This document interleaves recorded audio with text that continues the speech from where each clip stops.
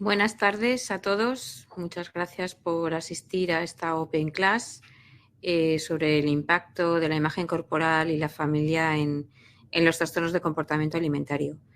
Esta tarde tenemos la suerte de tener con nosotros a dos invitadas de excepción y también tendremos con nosotros a la coordinadora del máster, Elisa, para que nos cuente un poquito en qué consiste y bueno, pues que pueda dar información más detallada sobre las personas que estén interesadas en esta formación. Esta tarde tenemos con nosotros a la doctora Rosa Calvo. Rosa Calvo es especialista en trastornos del comportamiento alimentario. Hola, Rosa. Hola, Ligone. Gracias por hacer el esfuerzo de estar aquí con nosotros esta tarde.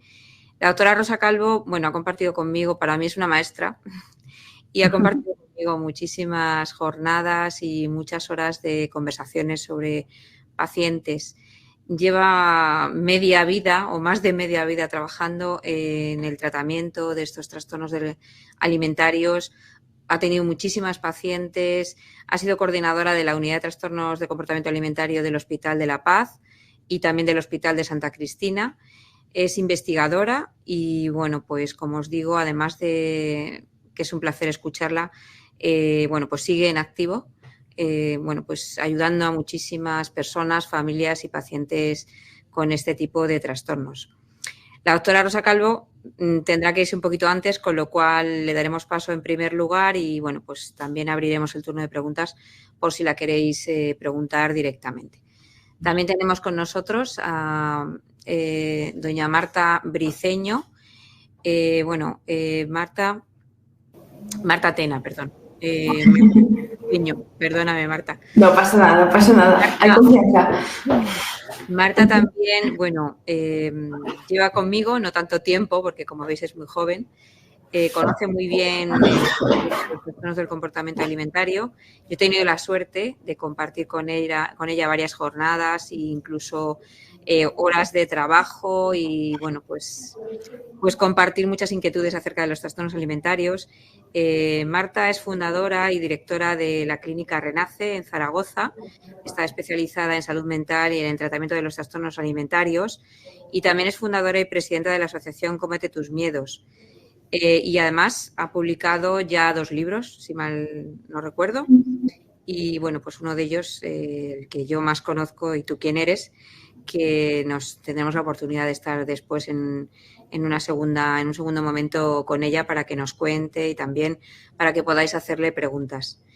Además, muchas gracias, Marta. Bueno, me gustaría decir que estás tú conmigo en Cómete, ¿no? Que estás en Cómete, eres fundadora también de la asociación, así que eso también lo compartimos.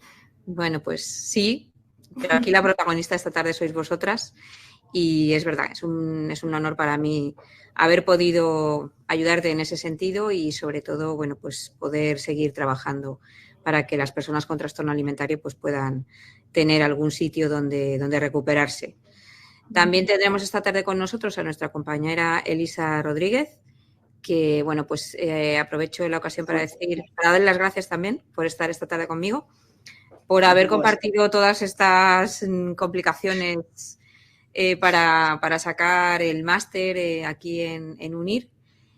Bueno, Elisa también es doctora en psicología, es especialista, bueno, en la parte más biológica, pero no menos importante, de estos trastornos del comportamiento alimentario.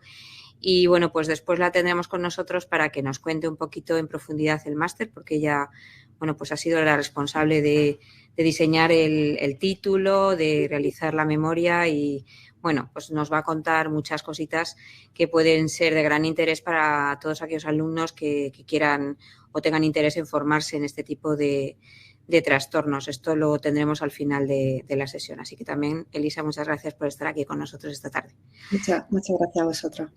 Pues sin más, le vamos a dar la palabra a la doctora Rosa Calvo porque, como os digo, tiene pacientes esta tarde y tendrá un poquito, se tendrá que salir un poquito antes, pero bueno, en cuanto termines yo te haré las preguntas oportunas que segurísimo vamos a tener un montón esta tarde. Así que os dejo con ella, que es un placer, ya veréis, escucharla.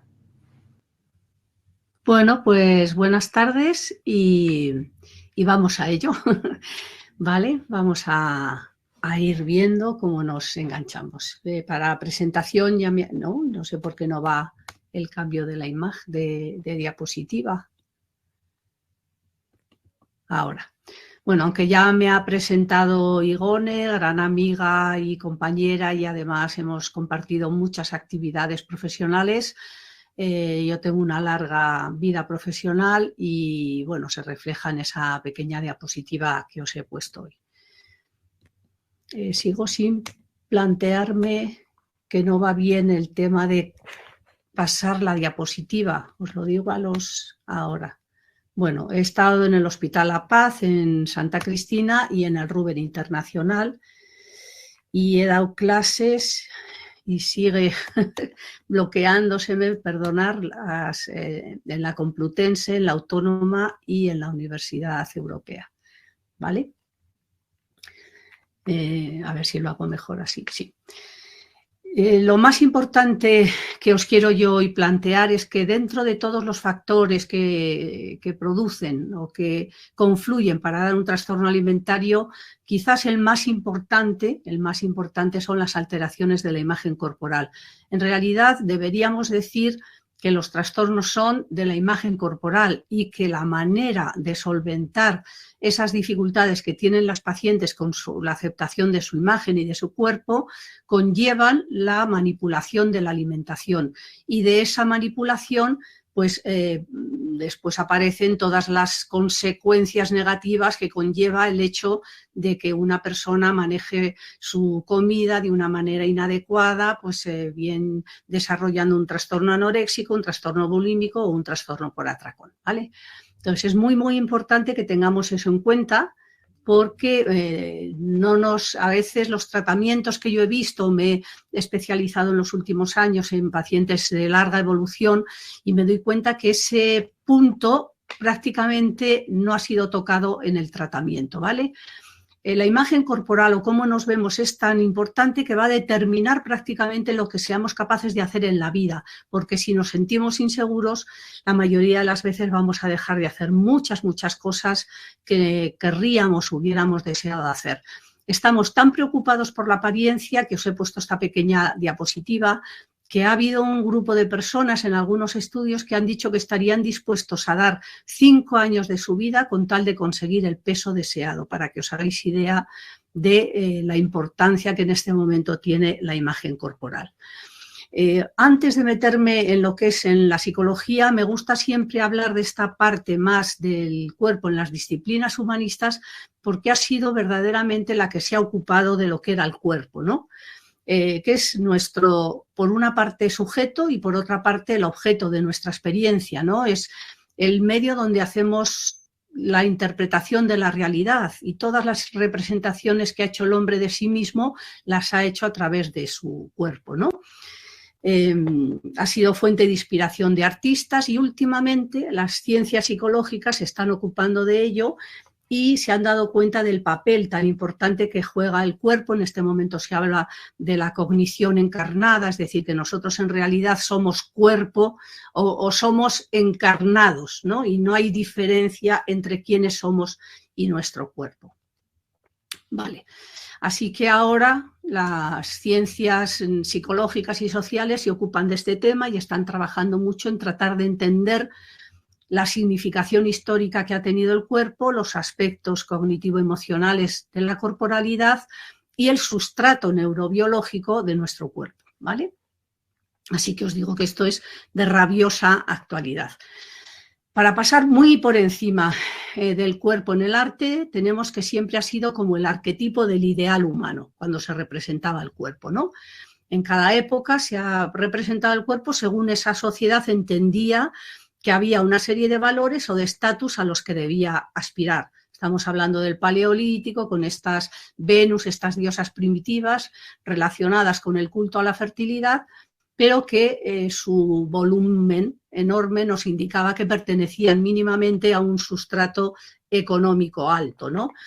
En Grecia, que es el clima de la civilización, la cuna y el clima de la belleza total del cuerpo humano, el cuerpo es un ideal.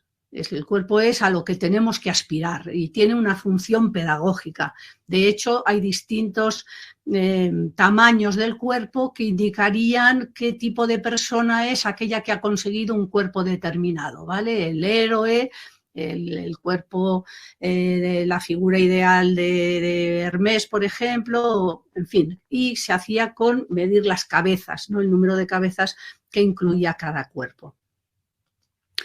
Tenemos luego que nos viene la Edad Media y entonces el cuerpo se sublima, el cuerpo ya no es importante, el cuerpo incluso es como una fuente de pecado y se rechaza, ¿no? Se está considerando que el cuerpo no es algo a cuidar, como mucho un cuerpo alargado, virginal, etcétera, pero básicamente el cuerpo es el pecado.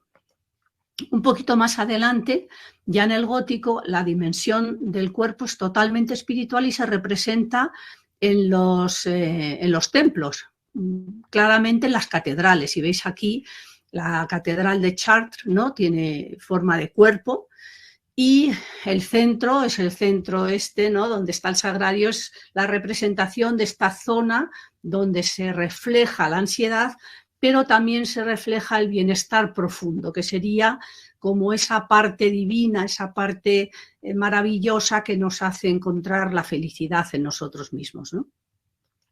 Un poco más tarde, ya en el Renacimiento, aparece el cuerpo otra vez deslumbrante, maravilloso, aparece Rafael, Miguel Ángel, Leonardo, y el cuerpo es esencial, ¿no? Es la esencia de la vida. Pero una cosa muy interesante, me he saltado bastantes etapas, pero porque tenemos poquito tiempo, lo que me importa destacar es que esos eran como ideales todos. Y solo a partir de que aparecen las deformidades y los defectos de las figuras humanas, cuando aparece la comunicación, cuando esa representación del cuerpo nos dice algo, nos hace sentir que esa persona está triste o que está alegre o que está angustiada. Y todo tiene que ver con dos aspectos importantes, ¿no? Las deformidades corporales. Para el tema de los trastornos de conducta alimentaria he puesto básicamente la delgadez, ¿no? Y he puesto como figura a Giacometti como representación de la soledad y el aislamiento en la vida, ¿no? Esas figuras que son nada más que una sombra, ¿no? Y la gordura, que la he puesto por Botero porque él es el que logra preservar a estas imágenes de la ignominia que siempre nos producen las personas volumétricamente muy grandes, ¿no? Llega un momento en el arte que el cuerpo se hace figura geométrica. Os he puesto a Picasso, hay miles de ejemplos, ¿no? Pero las figuras ya son como geométricas, ya no son, se despersonalizan, se cosifican, ¿no? Y esto tiene mucha importancia en el proceso en el que nos estamos inmersos, porque empieza a partir de ahí la revolución somatoplástica, en la cual el cuerpo ya no somos nosotros, el cuerpo es un objeto que podemos modificar, que lo podemos explotar, que lo podemos cambiar, y básicamente nuestro devenir humano se convierte en cuerpo, ¿no? Todo está basado en el cuerpo. Tengo que tener estas medidas, tengo que tener esta forma, esta altura, etcétera. Y entonces, además, existe la posibilidad de cambiarlo y todos los recursos económicos de muchísima gente se va precisamente a ese cambio corporal, ¿no? Os he puesto aquí estas brutalidades que he visto el otro día otro señor parecido a este y me dejan siempre alucinadas. Y los gastos que tenemos, la mayoría son de intervenciones cosméticas, ¿no? Verdaderamente. Además del arte y toda esa somatoplastia enloquecedora que está desde los años 80 más o menos, me he parado a pensar qué significaba el cuerpo en la filosofía. Y me interesa mucho porque eso tiene una repercusión directa con el trastorno de conducta alimentaria y con esta, como os he dicho, corporalidad encarnada, ¿no? Con que nuestro pensamiento en realidad es cuerpo. Y eso lo dijo fundamentalmente Merleau-Ponty, ¿no? En el cual dices, no hay una mano, sino una mano que se mueve. No es un cuerpo inerte, sino un cuerpo con intención. O sea, todo el cuerpo es intención de lo que vamos a hacer, ¿no? Y ahí eso es fundamental porque tiene que ver con nuestra identidad, ¿vale? El cuerpo es nuestra identidad, el cuerpo somos nosotros, ¿no? Y en esa mismidad es donde nos encontramos a nosotros mismos. Por eso es tan importante el cuerpo. Ya decía alguien que lo más profundo de la vida es la piel, porque muchas veces cuando hablamos del cuerpo la gente se cree que hablamos como de superficialidades, cuando en realidad es una cosa súper profunda de nosotros mismos, ¿no? Y la otra parte también del cuerpo, desde el punto de vista filosófico, que me interesa destacar y que tiene que ver con los trastornos alimentarios, es que el cuerpo es mirada, ¿vale? La presencia de otra subjetividad ante mi conciencia, decía nuestro amado Sartre, ¿vale? Ese que se nos hace presente nuestro cuerpo y nuestra vida cuando sentimos que el otro nos mira, cuando nosotros nos notamos mirados por los demás. De hecho, esto es parte del trastorno exagerado de la anorexia nerviosa, ¿no? En la que esa persona solo es ella a través de los ojos de los que la miran, que ni siquiera son los ojos del que le mira, sino lo que esa persona piensa que esos ojos que le miran está pensando de ella. Esa personalidad reflejada que se dice, ¿no? Desde la perspectiva científica y la construcción psicológica de la imagen corporal, el concepto es... el cuerpo no es la imagen corporal, ¿eh? La imagen corporal es el concepto, la imagen que tenemos en nuestra mente del tamaño, la forma y la silueta de nuestros cuerpos y de todos los sentimientos concernientes a todas estas partes y al conjunto general de nuestro cuerpo, ¿vale? Es un constructo, por tanto, multifacético, ¿vale? Que tiene un componente cognitivo-afectivo, uno perceptivo, uno conductual y otro de personificación, que es, como os he dicho, esa identidad personal. Que nos da sentido del yo, que nos da esa coherencia existencial en la vida, ¿no? Que nos hace sentirnos que yo soy siempre yo, a no ser que esté enfermo, ¿vale? Se ha hablado de la permanencia de la imagen corporal, pero existen en algunas circunstancias que la imagen corporal cambia o se modifica, ¿vale? Puede ser por aspectos de afectación orgánico-cerebral, por experimentos que se han hecho que son súper interesantes o por situaciones emocionalmente muy negativas que hacen, y este es el caso de los pacientes con trastorno de conducta alimentaria, sobre todo, como os digo, de anorexia, en los cuales la ansiedad que nos produce tener un cuerpo que no nos gusta va a generar y va a llegar a una distorsión perceptiva de esa realidad. Los cambios en la imagen ya vienen desde Aristóteles, que hizo unos pequeños experimentos muy bonitos y muy interesantes, pero lo más importante aparece en un experimento que se llamó la ilusión de Pinocho, que es a través de producir una cierta vibración táctil en los brazos o en posiciones así, ¿no? Cuando hacemos esta ilusión táctil de las dos narices, la persona le hace sentirse que su nariz es tan tremendamente larga, ¿no? Larga como esa.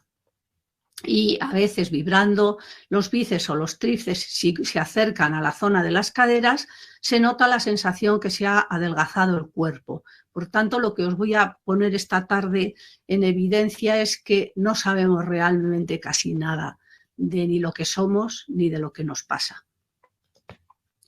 Las ilusiones que inducen el sentimiento de pertenencia de partes que no son nuestras del cuerpo han sido muy interesantes también y nos han enseñado que nosotros podemos creer que una mano de caucho, un trozo de madera, es nuestra verdadera mano y nos pertenece a nuestro cuerpo cuando se producen unos contactos simultáneos en los que la mano verdadera está tapada y visualmente estamos mirando la otra mano. Incluso se ha hecho, como os digo, con un trozo de madera o con guantes de fregar o similares, ¿no? Y lo que se consigue es que la persona, el sujeto experimental, crea que esa mano o ese trozo que es artificial pertenezca a nuestro cuerpo. Lo más fascinante es que estos son los pioneros de estas investigaciones, estos dos personajes. Lo más interesante es que llega un momento en que no solo así nos parece a nosotros, sino que es que nuestro cerebro cree que esa parte artificial es la verdadera. Y entonces lo que hace con el resto del cuerpo, que es impresionante, bueno, esto es como se consigue, ¿no? Es una cosa interesante es que, por ejemplo, si se golpea a esa mano o a ese trozo de caucho, la persona siente dolor. Incluso se ha hecho acupuntura con esas manos de caucho y los resultados a nivel cerebral son los mismos que si se lo hubieran hecho a la mano real, ¿vale? O sea que es impresionante la situación. Y a la mano real tapada, lo que le pasa es que el cerebro la deja de atender y se queda fría y prácticamente no se mueve, ¿vale? Hasta que desaparece perceptivamente, ni la percibimos nosotros en un momento determinado. O sea que cuando tengamos muy claro de quiénes somos y cómo somos y que todo lo sabemos, pensemos que tenemos que tener siempre una cierta duda de cuál es la realidad, ¿vale? Hay patologías en la representación corporal interesantísimas, nos podemos percibir, por ejemplo, muy grandes o muy pequeños, por ejemplo, es el síndrome de Alicia, o nos podemos ver dobles, o nos podemos no reconocer, o podemos creer que estamos fuera del cuerpo, o podemos creer que una parte de nuestro cuerpo no nos pertenece y no lo queremos y queremos que nos lo amputen, como esta persona, que hay personas que quieren que se les quite la pierna. O, por supuesto, podemos creer que tenemos los miembros enteros en nuestro cuerpo y que nos duelen, como puede ser el miembro fantasma, ¿no? Y el dolor del miembro fantasma, que las personas que han nacido sin algún miembro, vosotros sabéis que tienen la representación cerebral entera de todo el cuerpo, ¿vale? En cuanto ya a TCA, a mi juicio, creo que lo que se inicia fundamentalmente es la insatisfacción corporal, es decir, no me gusta cómo soy, no me gusta cómo estoy, lo voy a manejar, lo voy a manipular y esto va a llevar en muchos casos a los trastornos de conducta alimentaria, también a depresión, a autolesiones, a aislamiento social y son el factor de inicio más importante cuando empezamos a estar muy insatisfechos con el cuerpo. La única cosa que os quiero añadir de esto es que para hacer el trastorno también hay que tener una especial sensibilidad corporal, y ya llegaremos a eso si me da tiempo. Los pacientes con TCA tienen distorsionadas creencias sobre el cuerpo, distorsionan la percepción, la pueden ver más grueso, incluso en grueso lo pueden ver más delgado de lo que están, se despersonifican, es decir, no reconocen su cuerpo como propio, tienen enormes conductas de evitación y, por supuesto, las estructuras cerebrales encargadas de integrar el cuerpo disfuncionan, tienen unas ciertas alteraciones. La alteración cognitivo-afectiva, ¿no? Aquí he puesto una situación, por ejemplo, en los estudios, ¿no? La paciente percibía, es la real, la foto real es la del medio, la que deseaba era la de la izquierda y, sin embargo, la percibida era la otra, ¿no? Es decir, que la medida de la insatisfacción sería la diferencia entre la percibida y la deseada. Cuanto más distancia hay entre esas dos situaciones, cuanto más distancia hay entre cómo me percibo y cómo me gustaría ser, más probabilidades hay de que haya un trastorno y más probabilidades hay de que ese trastorno sea muy resistente y muy difícil de tratar. Entonces, siempre con los trastornos alimentarios hay que hacer un tratamiento de la imagen corporal. No se puede quedar exclusivamente el tratamiento en la comida. Esto es un test que elaboré yo cuando estaba en Santa Cristina, ¿vale? Como veis, las distintas posiciones, tanto de perfil como de frente. Aquí también en un chico os lo pongo, el deseo, la real. Fijaros aquí, lo más interesante de este chico era que la real era más delgada de lo que él deseaba, porque se percibía de la otra manera. Y estaba tratando de adelgazar aún más para conseguir su deseo cuando estaba pasado del deseo, ¿no? Pero como él se percibía de la otra manera, todavía tenía que seguir haciendo algo para adelgazar aún más, ¿no? Aquí de perfil con lo mismo, ¿no? La percibida, el deseo y la real. ¿Qué variables están asociadas a la insatisfacción? Pues esta locura que tenemos todos por adelgazar, por supuesto, algunos acontecimientos estresantes corporales como puede ser el abuso, eso por supuesto, La sensibilidad somatosensorial elevada, que en las pacientes ahora os cuento que es muy interesante. La presión social, os lo he puesto aquí en este chiste que tiene algo de gracioso y algo de trágico, ¿no? De que mi madre cada vez que lo pisa llora. Las risas, las burlas, ¿no? La madurez prematura, por ejemplo, en una niñita que empieza a desarrollarse y se ríen de ella, o el sobrepeso infantil, por supuesto, los abusos sexuales. Un porcentaje enorme de pacientes de larga evolución van a tener siempre ese acontecimiento debajo de toda esa situación. El drama de pensarse gorda. Hubo un estudio maravilloso que hicieron, yo creo que eran los noruegos, pero desde luego era un país nórdico, que hicieron valoraron el índice de masa corporal de unos adolescentes, pues, y les midieron y les tallaron, y hubo un grupo que hacía una estimación de sobrepeso importante y sin embargo estaba normal de peso. A los 15 o 20 años que les buscaron e hicieron otra vez la evaluación, esas personas prácticamente todas estaban en sobrepeso o en obesidad. ¿Es mágico? No, pero en cuanto tú te empiezas a pensar obeso y manipulas la alimentación y te metes en dietas, eso ya sabemos que el rebote va a ser lo otro. Más pronto o más tarde vas a ir a lo que temes. Acordaros, ¿no?, de que lo que tememos tenemos muchas probabilidades de realizarlo si no lo manejamos, ¿no? Cuando comparamos, ¡ay, te pareces a la tía Merceditas, que estaba como un vallenato, y le dicen que se parece, yo qué sé, porque tiene el pelo rizado? Y entonces esa persona dice, ¡ay, me voy a volver gorda! Y a partir de ahí te haces ese esquema mental, y una vez que tienes el esquema mental, pues entras en la manipulación alimentaria y comienza el trastorno. O simplemente exponerte a una revista. Las pacientes son tan sensibles que por verse a unas modelos delgadas ya se sienten gordas. O si se sienten que son vagas, o que están paradas, o que cuando alguien las mira, o si están agotadas, porque eso significa que no quieren hacer nada, o simplemente por ser sumisas y tragárselo todo, o ante los exámenes, que es una situación muy, muy negativa en las que se van a sentir gordas inmediatamente, ¿no? O cuando tienen miedo al descontrol. Esa sensación de distorsión, sobre todo, es en el abdomen. Posiblemente el estudio no se hizo más que en el abdomen, pero posiblemente también en la zona de los muslos y la cadera, ¿no? Una vez que tú te haces ese autoesquema en la cabeza de cómo eres, el problema es que el cerebro necesita mantener una coherencia y a partir de ahí sesgas toda la información y toda la atención que das a todos los estímulos externos para que te confirmen que lo que tú estás pensando es lo correcto, ¿vale? Y entonces mantienes la distorsión porque ya no diriges la atención a nada más.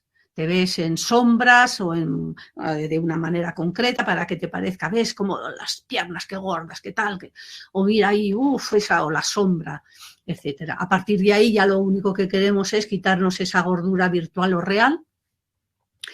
Y se ha visto que la distorsión se hace de distancias, o sea, del propio esquema corporal, de lo visual, como os he explicado antes, ¿no? Esta chica, fijaros cómo se temía. Se ha visto también un trastorno que es como una nosognosia, como una hemianosognosia, y de hecho lo que da trastornos de anosognosia sería una patología fundamentalmente parietal derecha, y una de las partes de las que se altera en el cerebro de las pacientes es el parietal también derecho, ¿vale? Que disfunciona o tiene menos conexiones con aquellas áreas que le podrían corregir la distorsión. La distorsión se da exclusivamente en el propio cuerpo. El cuerpo de los demás lo perciben clarísimamente, mejor generalmente que nosotros, y también hay una alteración de la corporalidad táctil. Se perciben, por ejemplo, las distancias mucho más grandes de lo que se está midiendo, ¿no? Aquí se da con 2 puntos y se tiene que valorar la distancia entre los puntos, pues el paciente ve una distancia muchísimo mayor, es decir, tiene una percepción enorme en esa zona abdominal, como os he dicho, ¿vale? También se ha utilizado esta pequeña prueba, que es una maravilla. Esto tiene tactos pequeñísimos, pequeñísimos. Pues las pacientes en el abdomen notan tactos que nadie del resto de la población lo percibe, de forma que cualquier cosa que les pueda hacer sentir que les aprieta o que les molesta, simplemente la tensión corporal de ponerte nervioso, eso ya se siente como una opresión en esa zona y luego la interpretación equivocada, he engordado, tengo que adelgazar, ¿vale? O sea que ese umbral que las pacientes tienen en la zona mínimamente en el abdomen les hace mucho más vulnerables a la patología que al resto de la población, ¿vale? Y luego lo conductual, pues hombre, dejamos de hacer todo, ¿no? Y después esta fantástica historia de que nos identificamos con cualquier cosa, ¿no? Entonces, una de las cosas que también hemos encontrado para que les sucedan esas dificultades de identificarse a las pacientes es que no saben discriminar bien lo que sienten y confunden a veces las emociones que producen tensión con las sensaciones corporales, ¿vale? Y además, os lo he puesto también así muy de corridos, hay una reducción del pensamiento simbólico. Son personas que tienden a ser muy literales, ¿no? Y que tienen dificultad de trascender y de captar profundamente el significado de lo que se está diciendo. Este es un cuestionario que hice yo en el hospital en Santa Cristina para discriminar a las pacientes. También las pacientes, como os he dicho, tienen dificultades de reconocimiento emocional, que se viven más como sensación de gordura porque la emoción negativa te produce tensión y la tensión muchas pacientes la viven como que tienen una cantidad de grasa que les está a estallar los músculos sin pensar que en realidad están hipernerviosas o hipertensas y están muy apretadas, ¿no? Ellas en sí mismas, ¿no? Esta es lo de la lexitimia que os he dicho, ¿no? A este estilo de forma de procesamiento se le ha llamado el estilo somático amplificador y es muy similar al que hacen los pacientes llamados antes hipocondríacos o los que hacen los que tienen otras distorsiones corporales, ¿vale? Como puede ser lo de la cara, la fealdad o el pelo o lo que sea. Ese tipo de personas todas tienen esa dificultad, esa, por una parte, hipervigilancia a lo corporal, ¿vale? La tendencia a fijarse y a notar unas sensaciones muy tenues y a interpretar eso como un defecto o como una enfermedad. El paciente con hipocondria va corriendo al hospital porque cree que va a tener un infarto, la paciente se pone a hacer abdominales y hace 1000 abdominales seguidos porque siente que esa media aceituna que ha comido le ha engordado muchísimo y está a punto de estallar. Vale, ese procesamiento hipervigilante que os he dicho, ¿no? Lo que se ha visto es que además en el cerebro eso se expresa con dificultades de conectividad entre distintas áreas que podrían corregir la percepción corporal. Una es el área corporal extrastriada y otra es el área fusiforme, que es localizada medialmente. Cuando se da esa conectividad reducida, se ha visto que hay mayor distorsión del cuerpo, ¿vale? De cómo percibimos nuestro cuerpo. A mayor desconexión, mayor alteración del juicio, ¿vale? Y además, una vez que, como os he dicho antes, tengamos esa idea, nuestro cuerpo, nuestro cerebro se desconecta para solo recibir aquella información que confirma que lo que estoy percibiendo yo es lo correcto y lo maravillosamente real. Respecto a me quedan 2 diapositivas, respecto a lo que es cerebralmente, se dice que se nace genéticamente con una imagen corporal, pero que puede ser modificada a lo largo de la vida, ¿vale? Pero que nos da esa sensación de pertenencia. Y lo único que os digo finalmente, que es la parte que nos interesa de que está afectado, córtex parietal, temporoccipital, premotor verbal, prefrontal, el cingulado, la ínsula, por supuesto, y la amígdala. Entonces, recordaros y subrayaros, la imagen corporal es la base de los trastornos de conducta alimentaria. Espero que os haya gustado mi intervención. Muchas gracias.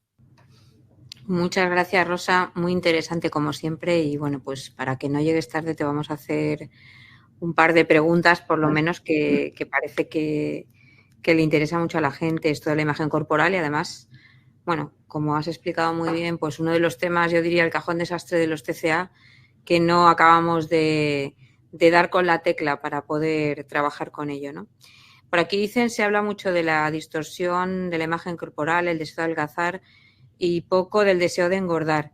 Y sigue siendo una distorsión igualmente. Y preguntan, ¿por qué crees, Rosa, que sucede esto? ¿Por qué sí que se habla de distorsión para el tema de adelgazar o de la distorsión de la imagen en cuanto a que parezca mayor de lo que es y no al revés? Como opinión, ¿vale? Que no sé si es verdad, que es decir, es una opinión personal. A mi juicio, el hecho de que hemos deificado tanto la delgadez hace que a ninguna persona se le ocurra que ninguna persona muy delgada necesite sentirse con mayor peso. O sea que yo creo que es fundamentalmente, el no darle importancia, quiero decir, que es fundamentalmente un tema social, un tema de que no se valora la idea de que si estás delgada no estés contento, ¿vale? Pero hay personas que yo he visto con casi caquexia, ¿no? Una delgadez extrema, y era prácticamente imposible que cogieran el mínimo peso. O sea, era incluso más refractario al tratamiento que la inversa. Conseguir que una paciente con anorexia cogiera peso es más fácil que conseguir que una paciente delgada, que una persona delgada por determinadas circunstancias fundamentalmente emocionales, que lo gastara todo inmediatamente, pero que deseara coger algo de peso, le era imposible. Y cualquier mínima adversidad emocional iba a ir directamente otra vez a la pérdida de peso. Yo he tenido pocas pacientes, algunas sí, pero era desesperante hasta que al final pues haces lo que en muchas ocasiones haces con la persona de larga evolución, pues aceptación. La aceptación de que quizás tu vida va a ser eso y que te tienes que querer como eres y que si eres muy delgada y es así, pues que te aceptes y te quieras así y ya está. Y muchas veces a partir de la aceptación, como en el tema del dolor, cuando te aceptas que quizás nunca va a cambiar eso, es cuando, como decía Carl Rogers, empieza el cambio. ¿Vale? Y una preguntita muy rápida, que no quiero que llegues tarde y Vale. ya te invitaremos más veces, no te preocupes, vale. para que podamos estar. Yo, en toda tu carrera profesional, en toda tu experiencia en su plenitud, me gustaría que hablaras un poquito, no sé, si recuerdas algún caso especialmente ilusionante, interesante o que recuerdes con más cariño de todas tus pacientes que has tratado, porque ha sido especialmente difícil, no sé, que nos ilustres, ¿no? con esos datos que a lo mejor tienes ahí en tu memoria a largo plazo o a corto plazo y que recuerdas especialmente con cariño, ¿no?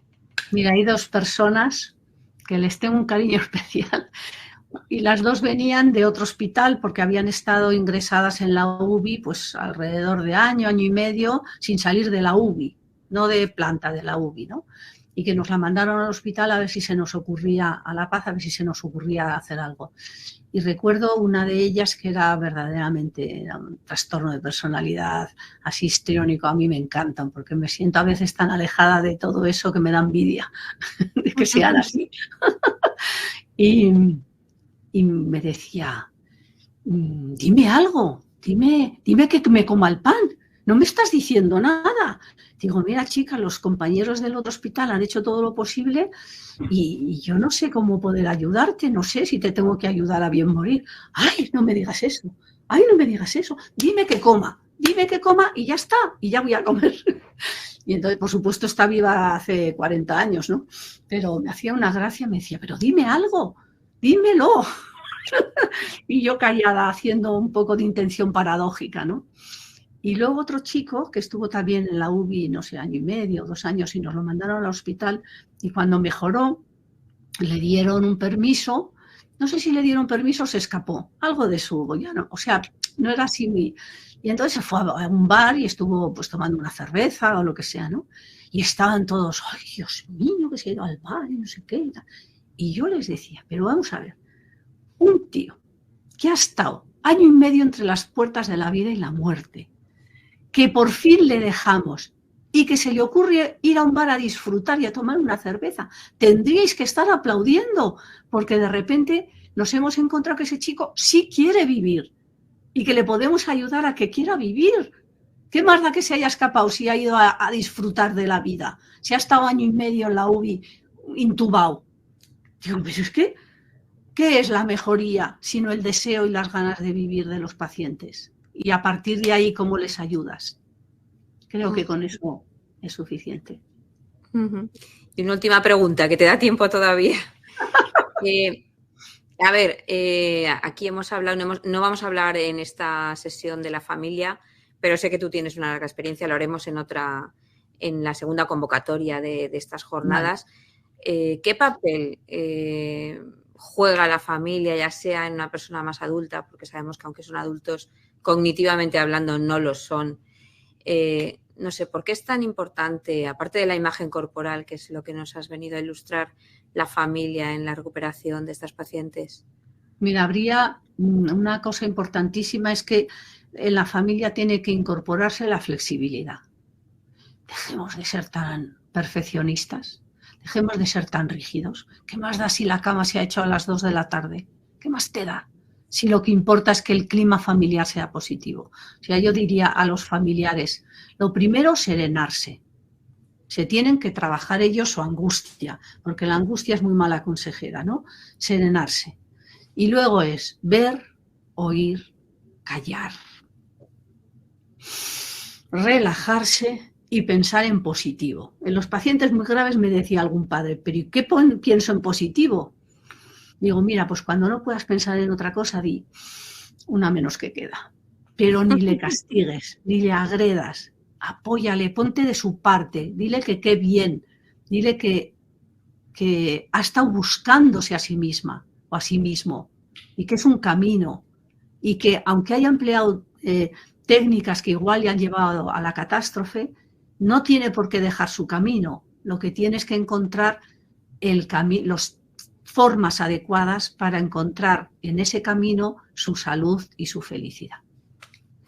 Yo creo que esto nos cuesta mucho a las familias, ¿no? Cuando un adolescente tiene algún problema, en el momento en el que empieza a sacar su yo, cuando realmente empieza a ser el mismo, es cuando da guerra. Y claro, yo creo que esto a los padres no nos parece que es un empeoramiento, ¿no?, del proceso. No, lo contrario, ¿no? Cuando te contesten así, que te enfadas por dentro, piensa, olé sus narices, que me ha contestado y me ha puesto un punto de límite a mí misma. No, además es verdad, te enfrentan con la realidad, ¿no? Y una cosa de los adolescentes, por favor, que los dejen dormir en el sofá, que si quieren dormir en el sofá, que duerman en el sofá, que se sienten muchísimo más cuidados y protegidos. No les obliguemos como si supiéramos cuál es lo mejor. Escuchemos lo que a ellos les hace sentirse mejor, ¿vale? Te lo digo porque a veces tengo una lucha. Déjale en paz. Son las 2 de la mañana, está dormido en el sofá. Ponle una mantita. No le despiertes pese a la cama. Entonces, ¿tú con qué te quedas? ¿Con las normas o con el amor, Rosa? Por supuesto, con la compasión. Vale, siempre compasivo. Siempre compasivos ante el otro. ¿Por qué necesita hacer eso? ¿Por qué mi hija ha tenido que hacer todo esto? ¿Y qué está buscando? ¿Cómo le apoyamos para que lo encuentre lo que busca, pero sin hacerse daño? Muy bien, pues muchísimas gracias. No quiero robarte más tiempo. Por supuestísimo que contaremos contigo para nuestro título, para que estés aquí como representante. Vale. Y bueno, pues haremos más jornadas como esta para que la gente pueda escuchar otras facetas y a lo mejor experiencias tuyas con los pacientes que has visto a lo largo de toda tu vida y que sigues viendo. Y sobre todo con las familias, que tendremos esa segunda parte pues allá por mayo, que sabes que está muy cerca el Día Internacional de los Trastornos Alimentarios. Pues muchas gracias, Rosa. Te dejamos con tu paciente. Un abrazo a todos. Me alegro que os haya servido. Gracias. Hasta luego. Bueno, pues vamos a pasar a escuchar a Marta Tena, que como decíamos, pues es la representante oficial, aunque hemos estado trabajando con ella de Cómete tus miedos y de todas esas publicaciones que ella ha hecho, pues para ayudar a todas estas familias también, ¿verdad, Marta? Personas que llegan hasta... Sí, el objetivo es llegar un poco a tanto las familias como el propio paciente, como gente que quiera saber un poquito más, porque al final todos tenemos un caso cercano. O sea, tú atas hilos y es muy difícil que una persona no tenga por A o por B alguien cercano que esté pasando por esto. Entonces, yo creo que es algo más de conciencia general, no solo eso, que cuando llega nos informamos, ¿no? Que por supuesto, y te tienes que informar más, pero es algo que tiene que llegar a todo el mundo y que la gente tiene que saber qué hacer, sobre todo también por el tema de la prevención, ¿no? O sea, Cómete tus miedos nace como una, no voy a decir lucha, pero como una forma de romper ese tabú acerca de las enfermedades mentales, en este caso acerca de los trastornos de alimentación, para hablar claramente por parte de profesionales, porque creo que es una cosa muy importante, es que sean los propios profesionales los que hablen de esto, más que cualquiera, ¿no? Porque al final son ellos los que lo tratan, son ellos los que tienen todo el conocimiento y al final si te vienen con alguna pregunta o con cualquier cosa, son ellos los que te van a guiar mejor.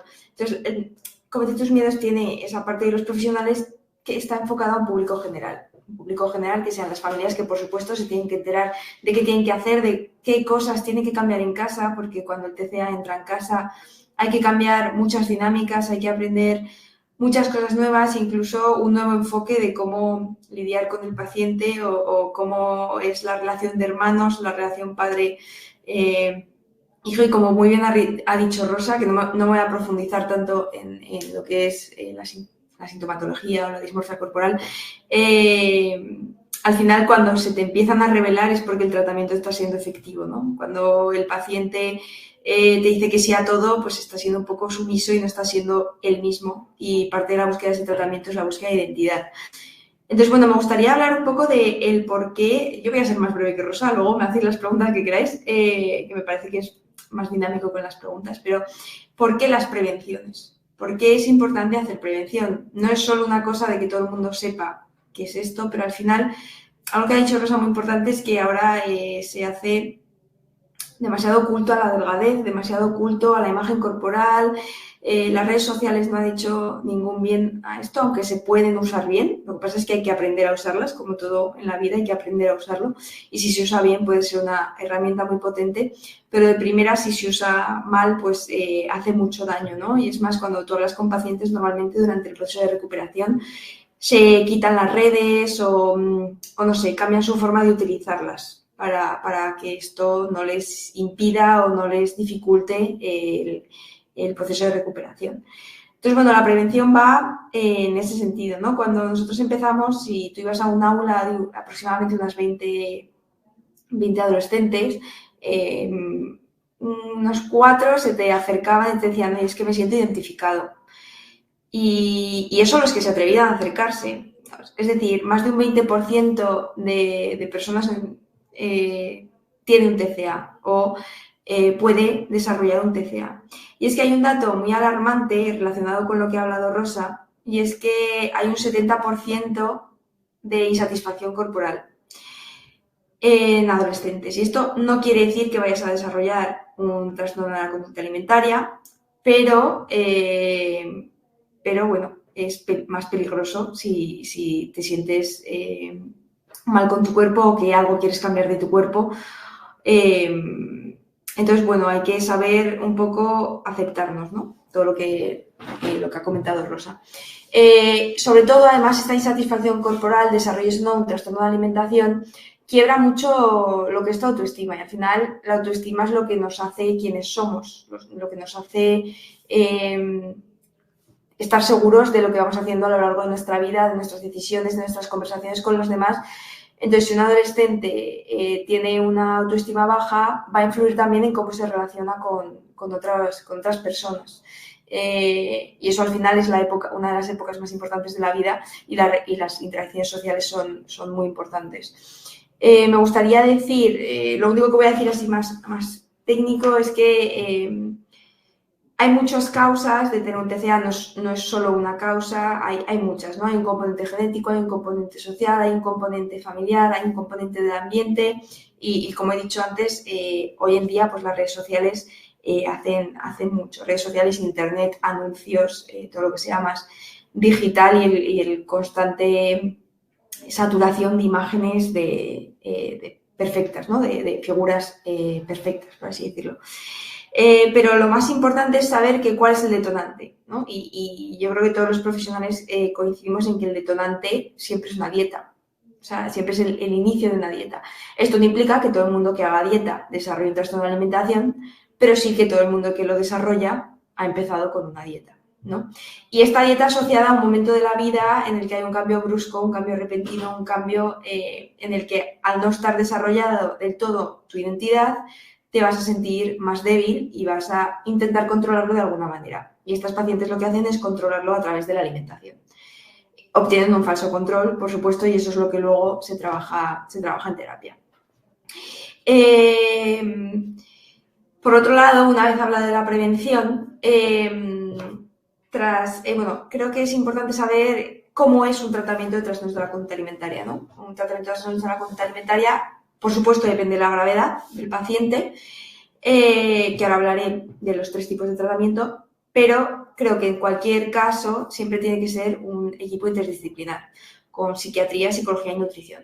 La mayor pata sería la psicología, que al final, obviamente, la comida es importante y eso se trataría más en psiquiatría y nutrición, pero lo que más tenemos que trabajar es esa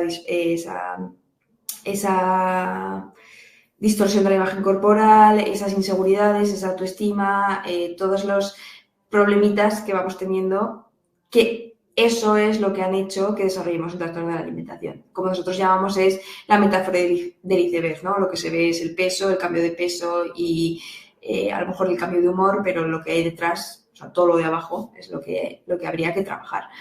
¿Y cómo es el tratamiento en función de la gravedad? Pues empezaríamos por un ingreso hospitalario en casos mucho más graves que hay que alimentarlos para que puedan salir y que podamos trabajar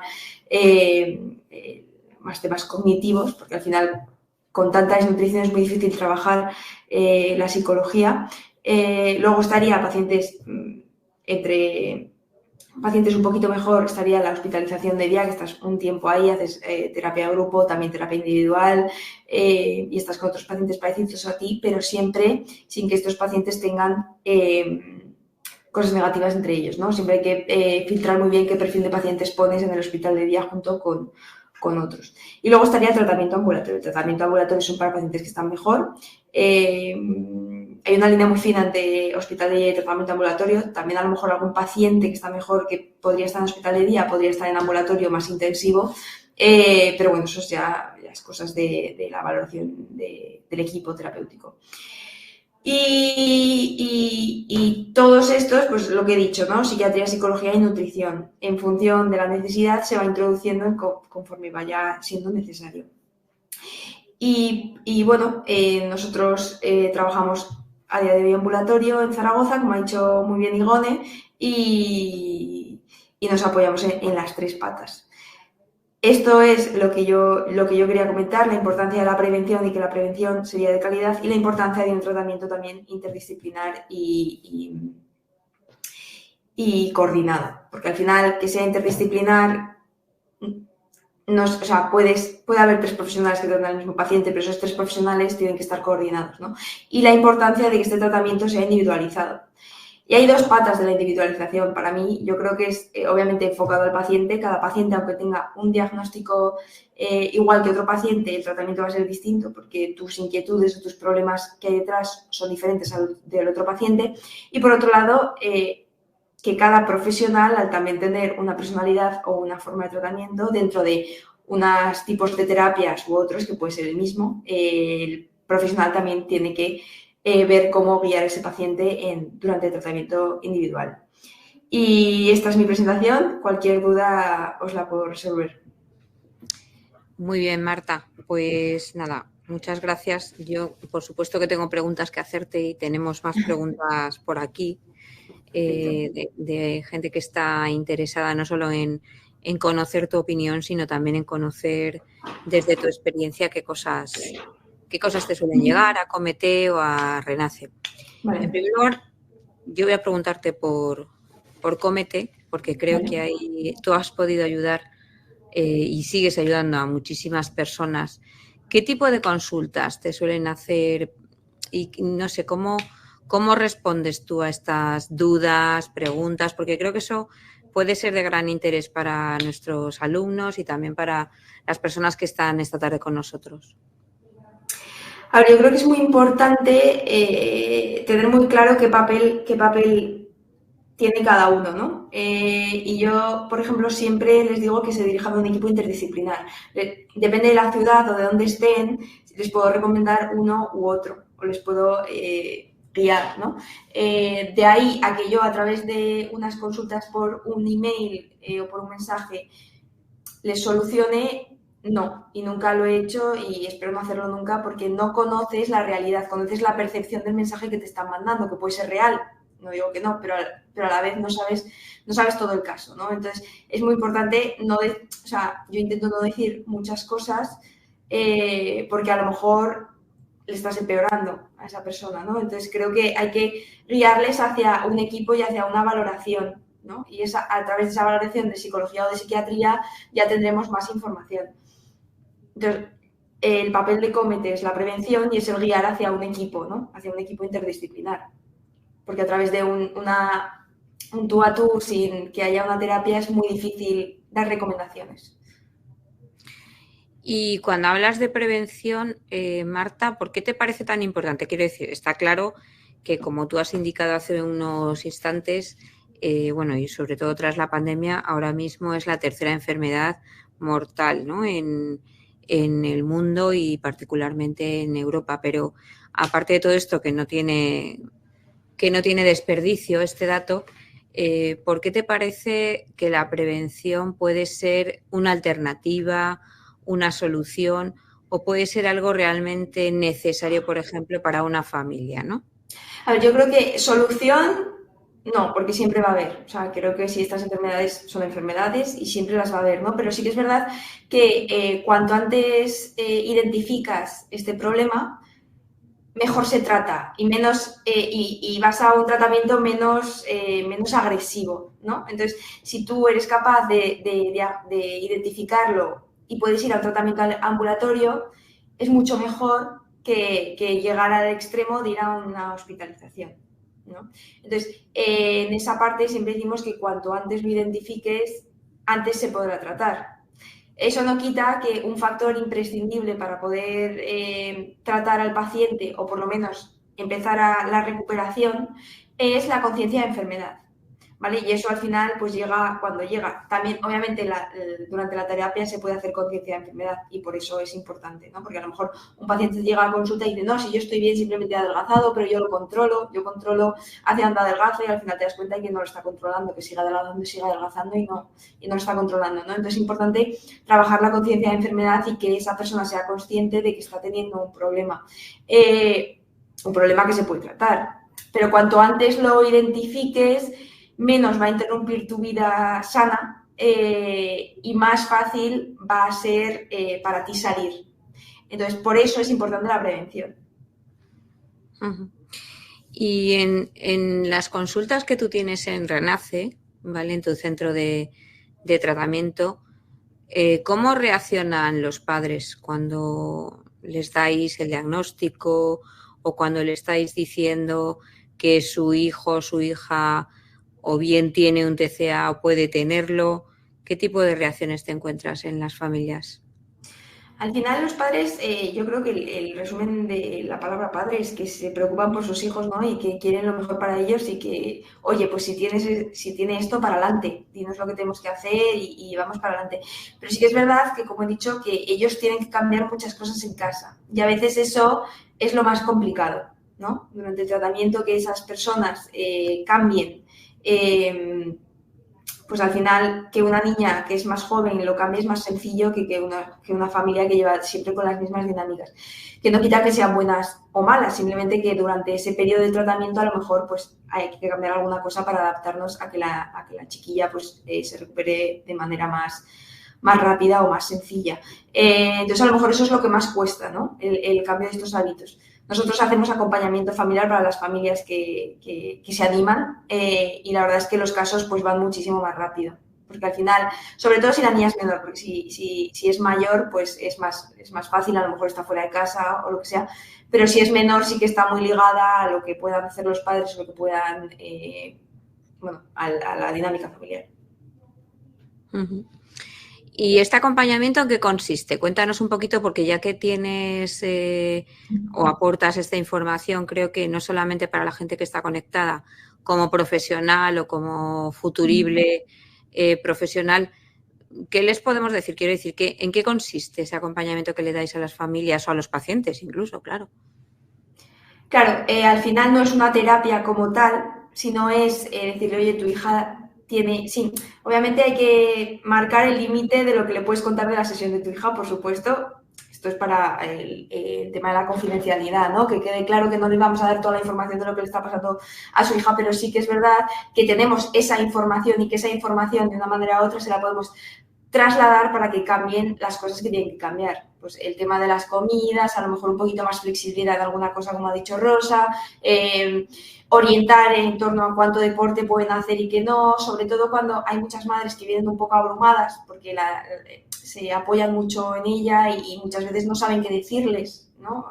Y eso al final, pues hay que cuidar al cuidador, por así decirlo. Entonces, darle al cuidador esas herramientas para, oye, pues si te dice esto, dile lo otro, si te tal, dile lo otro. Si te habla de comida, intenta derivar la conversación para no hablar de comida, céntrate más en cómo está, intenta que haga planes con sus amigas.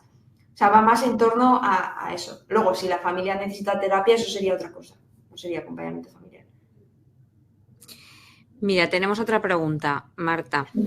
Dicen por aquí, comparto que haya una base sobre la distorsión de la imagen corporal en estos trastornos. Pero ¿qué pasa con la base emocional?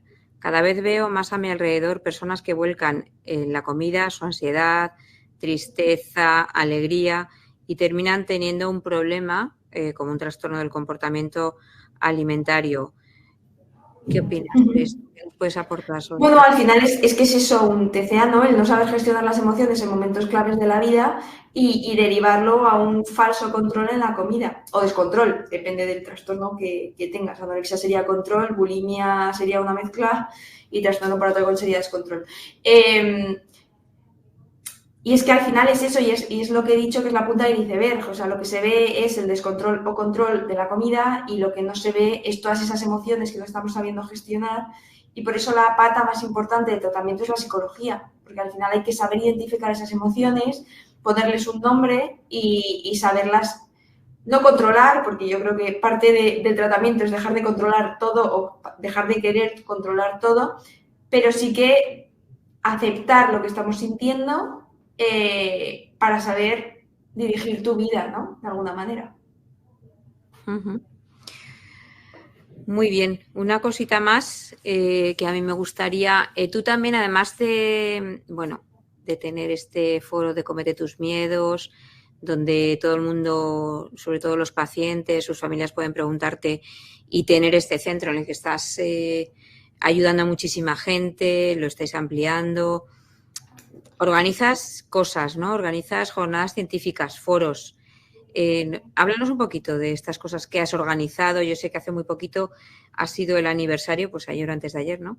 O has puesto... El 17, sí. Y entonces, yo creo que la gente que nos está escuchando sí que le puede interesar esto porque, bueno, pues esté en la geografía que esté, siempre luego se retransmite en online, pero quizá tú ahí invitas a un montón de gente. Entonces, cuéntanos un poquito tu experiencia con los foros, qué tipo de gente has invitado, cuáles han sido las temáticas que has tratado.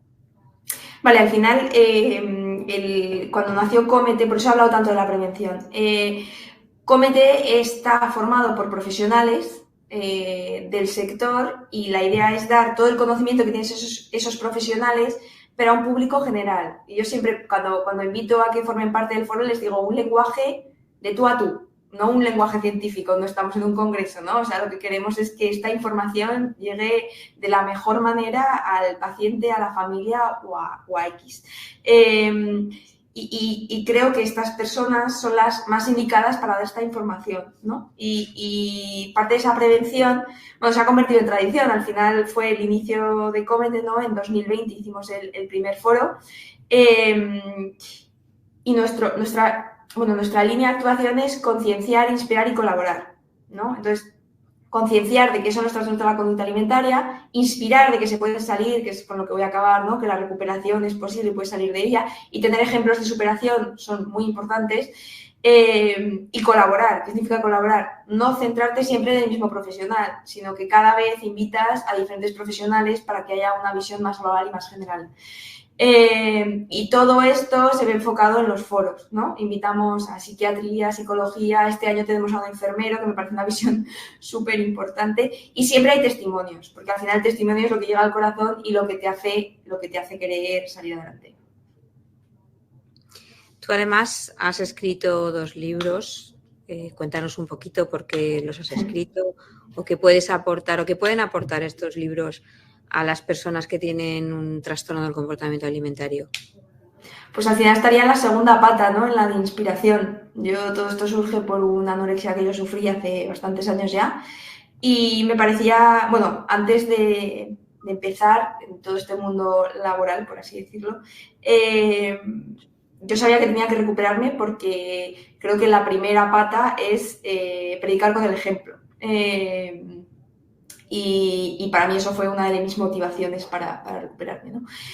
Luego muchas más, hay muchas más que no tiene que ser todo esto, pero el querer tener una vida más normal y más hacer lo que quieras, ¿no? La libertad de poder hacer lo que quieras.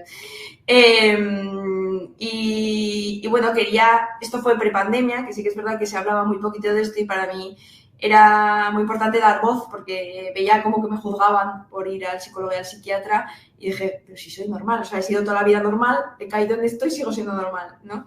Y entonces empecé Cómete tus miedos con una cuenta de Instagram. Luego, bueno, cuando ya me dieron de alta publiqué el libro y ya empezamos con los foros y ya 2 años después de los foros nació Renace y ahí seguimos, ¿no? Intentando ayudar cada vez más a más personas como se pueda. Bueno, no cabe duda que eres un ejemplo de coraje y de entrega. Yo creo que vas a inspirar, como tú dices, en esa pata de inspiración. Creo que puedes inspirar a muchas familias, madres, padres, hijos, pacientes, interesados, profesionales, porque, bueno, pues así lo transmites. Y, bueno, pues yo invito a la gente a que acuda a estas actividades que organizamos no solo desde aquí, sino también desde estos profesionales. Bueno, pues ya Marta es una profesional que se dedica y que ha superado esa prueba de generar conocimiento y también de proponer una actividad laboral que pueda ayudar a los demás, ¿no? Y yo creo que tener una inspiración personal te da como mucha más fuerza y, como tú dices, das el ejemplo, ¿no? Para que la gente... Pero eso sí que es verdad que me gustaría decir que eso no es todo, ¿no? Al final te tienes que rodear de buenos profesionales y que te den todo ese conocimiento. Y creo que es importante, si alguien se lanza a emprender, que no lo haga solo y que se junte de los mejores siempre. Bueno, a mí me consta que Marta lo ha hecho. Está siempre ahí buscando posibilidades y gente experta para que ayude un poco a esa larga carrera que seguramente va a tener en este punto. Y es cierto, o sea, yo creo que ahora mismo la salud mental ya no tiene ese estigma o está perdiendo un poco esa marca o ese estigma que teníamos hasta ahora. Y aparte que la salud mental también es salud, yo lo pongo siempre en mis redes, la salud mental es salud y al fin y al cabo cuando alguien necesita ayuda pues la tiene que pedir al nivel físico, social o psicológico, ¿no? Y esto creo que tú, en ese sentido, creo que es verdad que puedes ser un referente y una fuente de inspiración para mucha gente. Pues nada, Marta, yo quería darte las gracias por haber hecho un hueco en tu agenda, que también me consta que es complicadita. Muchas gracias a ti por invitarme. Me gustaría también terminar esto antes de dar paso a Elisa, que nos va a hablar sobre la formación en este punto. Bueno, pues con palabras de Rosa Calvo, que también hemos tenido la suerte de tenerla y que, como os decía, para mí ha sido una fuente de inspiración también y una maestra, como tú explicabas antes. Ella siempre dice que la sintomatología del trastorno alimentario, como de cualquier otro trastorno mental, es la manera que tiene la persona de ser, ¿no? Entonces, por eso, para las familias, como una manera de esperanza, de saber que se puede salir de esto, tú eres un ejemplo de ello, y además que, bueno, pues los profesionales, como tú bien estás diciendo, están al servicio de las personas que lo necesiten. Así que estaremos en foros, estaremos invitándote más y mejor a estas charlas, y bueno, pues te doy las gracias por estar aquí esta tarde. Muchas gracias a ti. Bueno, pues ya para ir un poco terminando, bueno, pues esta sesión que hemos tenido esta tarde con dos grandes personas y dos profesionales desde diferentes ámbitos, me gustaría dar paso a nuestra compañera de UNIR, a nuestra coordinadora del Máster de Trastornos de Comportamiento Alimentario, Elisa Rodríguez, que que también hemos invitado esta tarde para que nos ilustre y para que nos dé información sobre bueno, pues un posgrado que tenemos aquí en UNIR, que tiene mucho que ver con todo esto que estamos hablando, y que ella, bueno, pues es la que lo ha desarrollado, y queremos invitaros a muchos de los que estáis aquí esta tarde, porque me consta que sois alumnos nuestros de UNIR, incluso a la gente que pudiera interesarle. Así que sin más, te doy paso y te doy las gracias también a ti, Elisa. Muy bien, muchísimas gracias, Ivone, muchísimas gracias a Rosa también, muchísimas gracias a Marta y a todo el equipo técnico que está detrás por esta tarde, ¿no?, tan interesante, con todos estos temas tan interesantes que hemos tratado. Bueno, yo os quiero contar acerca del Máster Universitario en Trastornos de la Conducta Alimentaria, de aquí de UNIR, un camino que empezamos a recorrer hace 2 años, ¿no?, cuando empezamos a diseñar la memoria de la titulación. Y bueno, la titulación es una titulación oficial para todo el espacio europeo, ya sabéis, como cualquier máster de los que tenemos en UNIR oficiales. La titulación va a comenzar en otoño de este año, pero ya tenéis las matriculaciones abiertas, o sea que ya podríais pedir información. Si os fijáis en la diapositiva que tenéis, tenemos un código QR que podéis escanear y ir a un formulario para solicitar información, pero también donde podéis ver más información acerca de todo lo que os voy a contar yo hoy, ¿vale? El máster tiene una duración de 1 año, son 60 créditos ECTS, y tendríamos en el máster 7 asignaturas teóricas, una asignatura de práctica, en las que tenemos centros repartidos por toda Latinoamérica y por toda España, para que podáis realizar prácticas en centros especializados sobre trastornos de la conducta alimentaria. Y además, al final del máster, pues como sabéis, tendréis que cursar un trabajo de fin de máster que tendríamos de 3 modalidades. Podéis hacerlo de estudio de caso, podéis hacerlo una revisión sistemática si os interesa más el tema de la investigación, o plantear una propuesta de intervención o de prevención, en línea, como nos decía Marta, ¿no?, la importancia que tiene la prevención en los trastornos de la conducta alimentaria. También me gustaría resaltar que nuestra titulación está muy enfocada a psicólogos, y de hecho está desarrollado por psicólogos, ¿no?, por mí y por otros profesionales, obviamente, que tenemos en UNIR, que son profesionales de los trastornos de la conducta alimentaria. Entonces, en ese sentido, las personas que pueden acceder al máster tienen que ser personas que tengan algún tipo de habilitación sanitaria, es decir, que puedan ver a pacientes, bien a través del máster, bien a través de PIR, o bien a través de alguna convalidación o de alguna habilitación que tengan para poder para poder ver a pacientes, ¿vale? Entonces, una cosa, como digo, que nos gusta resaltar es que es un máster diseñado por psicólogos y orientado para psicólogos, ¿no? En nuestro caso no nos orientamos, o al menos así de momento lo tenemos, para nutricionistas o para otros profesionales, ¿no?, sino sobre todo para psicólogos, porque nos enfocamos mucho en lo que es la intervención, en los diferentes tipos de terapias que pueden existir para los diferentes tipos de trastornos de la conducta alimentaria, las dificultades terapéuticas que nos podemos encontrar, ¿no? En definitiva, un corte muy psicológico y muy clínico. Además, otra de las novedades que tenemos en UNIR, como sabéis, es la implantación de los exámenes ECOES, ¿no?, en la modalidad online, en la que podréis, ¿no?, mediante el estudio de casos, ¿no?, realizar la evaluación en algunas asignaturas, ¿no?, como actividades propuestas en asignaturas teóricas, podréis realizar una práctica real, ¿no?, de consulta con una persona, simulando que tiene algún tipo de trastorno y demás, de tal forma que así podréis poner en práctica todas las habilidades teóricas que vais a aprender en la titulación. Además tenemos, hemos preparado unos contenidos estupendos, 100% actualizados obviamente, en los que veréis cómo hay múltiples entrevistas a personas profesionales de nuestro país y de otros, pacientes, directores de centros clínicos, o sea, una gran cantidad de información y de recursos para que vuestra formación sea lo más completa posible. ¿Y qué salidas profesionales podéis tener si realizáis el máster universitario en trastornos de la conducta alimentaria de UNIR? Pues podéis tener un corte investigador. De hecho, a lo largo del TFM podéis colaborar en el grupo de investigación sobre trastornos de la conducta alimentaria, obesidad y salud que tenemos en UNIR. Podéis realizar acciones de coordinación, de prevención y también de tratamiento dentro de los trastornos de la conducta alimentaria y, por supuesto, trabajar con una formación específica y bien fundamentada en cualquier tipo de clínica o centro especializado en trastornos de la conducta alimentaria. Como decía, tenéis ahí el código QR donde podéis solicitar información. De hecho, ahora que estamos abriendo las matrículas y demás, tenéis, como sabéis, podéis informaros por si tenéis algún tipo de descuento por vuestras condiciones particulares. Así que, nada, no sé si tenéis algún tipo de duda sobre esto. Bueno, mientras se van animando a lo mejor a preguntar dudas, yo reforzar un poco lo que nos está diciendo Elisa.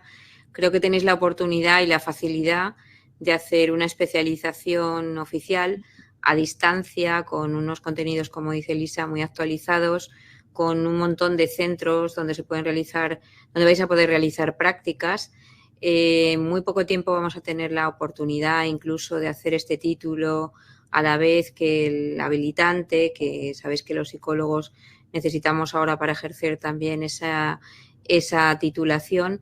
Y bueno, al margen de todos nuestros másteres que son muy interesantes y muy actuales, deciros que aquí contamos con profesionales de alta calidad, con muchísima experiencia, como acabamos de ver a Rosa Calvo.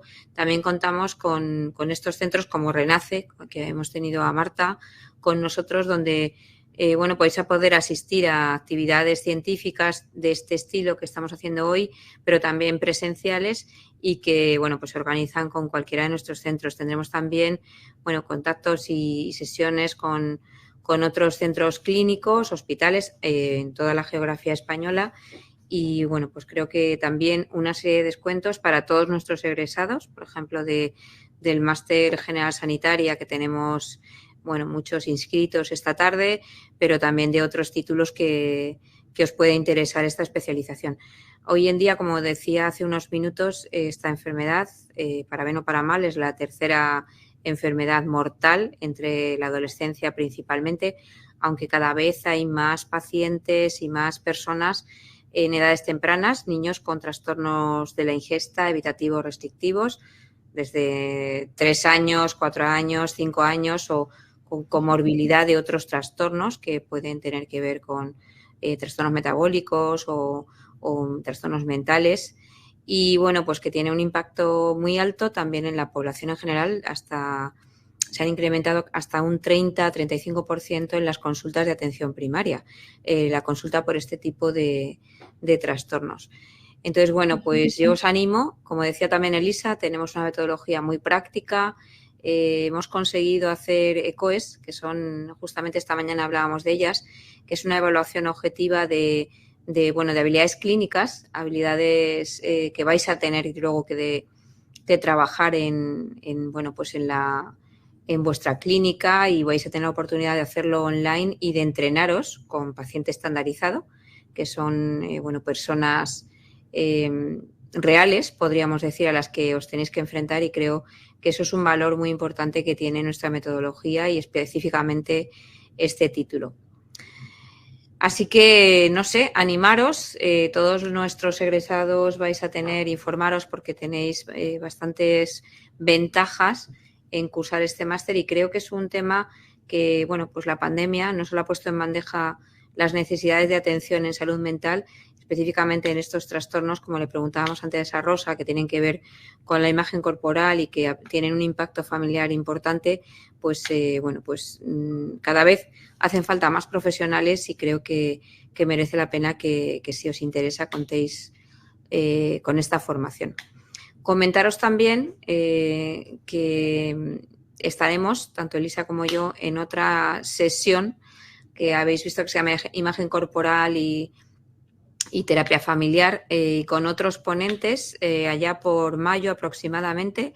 Vamos a tener una segunda parte de esta jornada que tiene que ver con los trastornos del comportamiento alimentario y contaremos pues probablemente por supuesto, con otra profesional de grandísimo valor que nos hablará sobre la intervención familiar y también con testimonios reales, como hemos tenido hoy a Marta Tena, de personas recuperadas, porque como ella indicaba, pues la recuperación es posible y creo que vale la pena darle continuidad a esta sesión, a esta jornada y bueno, pues muchísimas gracias Elisa también por estar esta tarde con nosotros.